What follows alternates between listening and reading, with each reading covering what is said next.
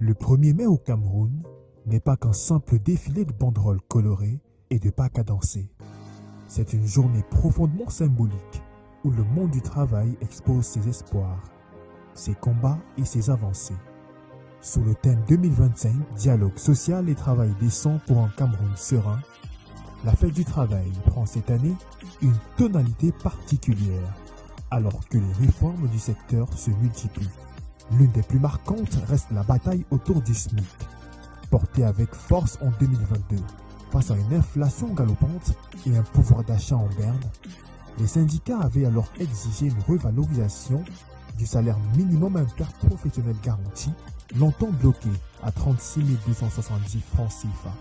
Après d'intenses négociations et une forte médiatisation, le gouvernement a concédé une légère hausse, mais jugée insuffisante par plusieurs organisations syndicales. Depuis, le débat reste ouvert avec de nouvelles revendications autour du SMIC sectoriel, censé mieux refléter les réalités de chaque branche professionnelle.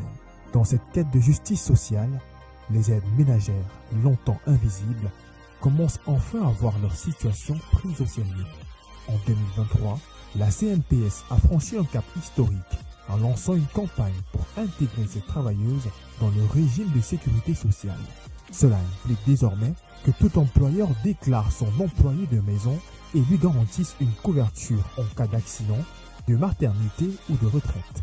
Une initiative saluée, mais encore loin d'être généralisée, car de nombreux foyers peinent à s'aligner à ces obligations ou les ignorent totalement. La fête du travail 2025 intervient dans un contexte où, malgré un climat social jugé globalement bon par le ministre Grégoire Oona, plusieurs tensions subsistent.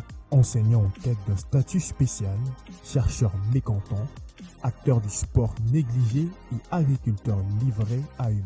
Invité sur l'ARCI-Art TV, le ministre a souligné la nécessité du dialogue en cette année électorale, reconnaissant que les revendications pourraient s'intensifier tout en assurant que l'État reste à l'écoute des travailleurs.